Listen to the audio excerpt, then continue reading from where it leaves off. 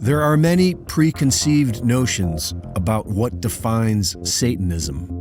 Some people will say that Satanists are just playing dress-up.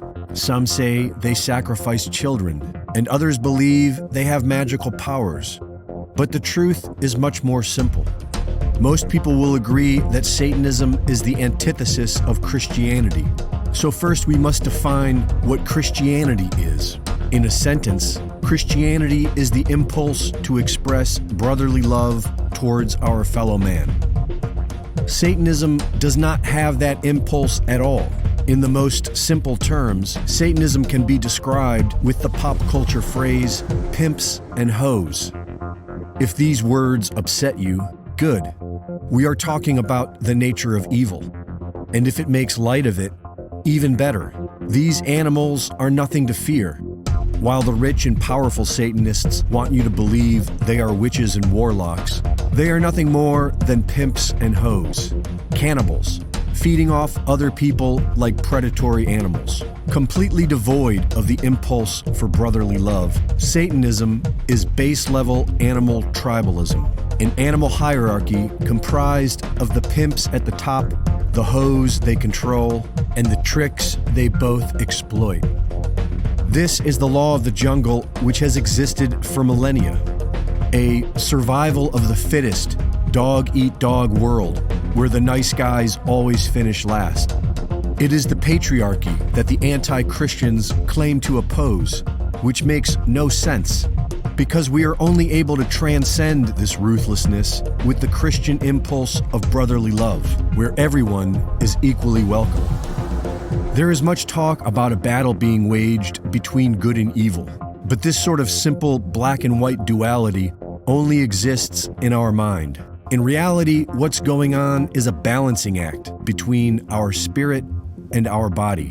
While our spirit may be drawn to love and light, our body is an animal with innate animal instincts that cannot easily be suppressed. And like every other species of animal, the primary instincts are survival and reproduction. So as far as mammals go, the female is the ultimate prize in the game of life. A society built upon a Christian ethos of brotherly love is one that honors individual freedom, and the way to satisfy our animal desires for survival with brotherly love is through marriage and raising a family with some degree of selflessness. And without the Christian ethos of brotherly love, the Satanist simply sees women as the most valued commodity, to be bought and sold for one's own selfish desire. Pimps and hoes. Whether it be in the poorest communities or at the top of the pyramid, Satanism is all about control, and the ones at the top have invested everything into their technocratic pop culture media machine, which is their main method of pimping. And they see the brainwashed masses as their hoes, because according to the laws of the jungle, they own them, which is why they resent the Christian ethos, because it is the only thing on earth that stands against them. But the real problem with Satanism is that it keeps an individual from knowing God and discovering their true path.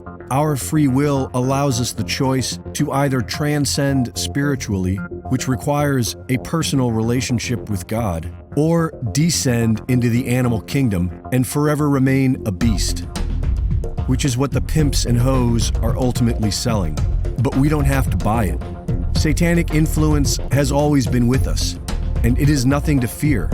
These Satanist pimps are not gods. They are merely animals playing mind tricks and spinning lies. Redemption is for everyone, and humanity has a choice. We can either submit to the beast system and live like animals, or we can follow the Christian impulse for brotherly love and stand up against evil so that our children will know freedom. Reporting for InfoWars, this is Greg Reese.